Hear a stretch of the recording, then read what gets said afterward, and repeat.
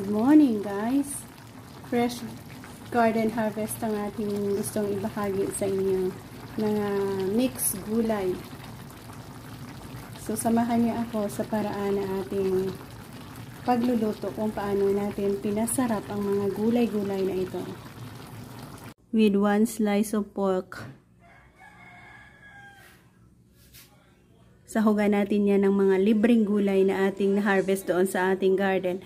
Ito ay ang kamatis, tarong, kalabasa,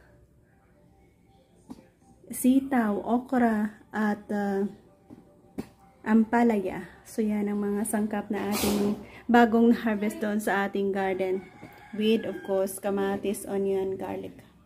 Join me guys sa paraan na ating gagawin dito. Yan, start natin ilagay ang ating konting slices ng karne ng baboy natin dyan. Lagyan natin ng konting oil.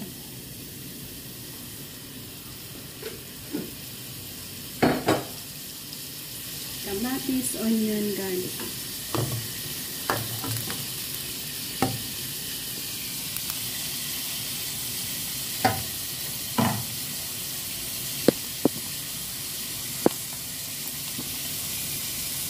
Maglagay tayo ng konting pamintang buo.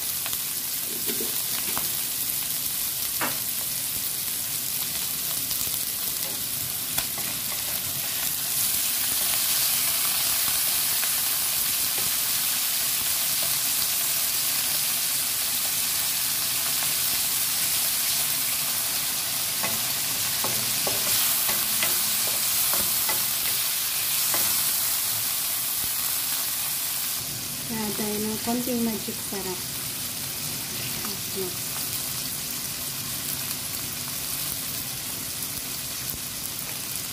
Oyster sauce.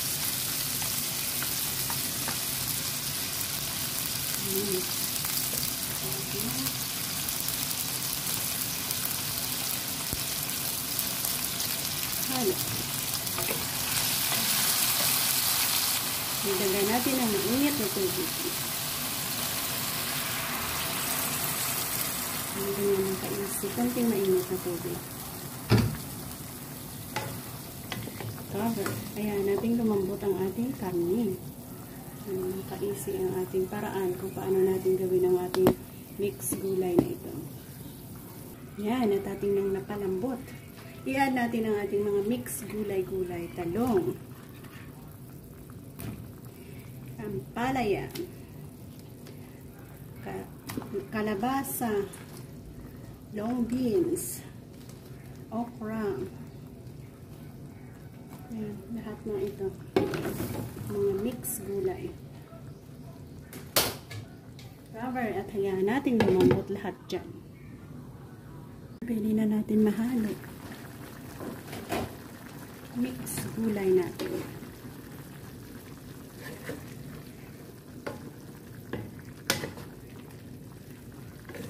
Isa ka rin baso kumakain ng ganito. So wait natin hanggang sa medyo madurog-durog yung ating kalabasa para ang ating sabaw niya is parang maglapot. Mixed gulay. Dito na tayo mag-e-end. Thank you for joining me sa ating pagluluto dito. Bye-bye, God bless, and happy eating. Sarap ulam.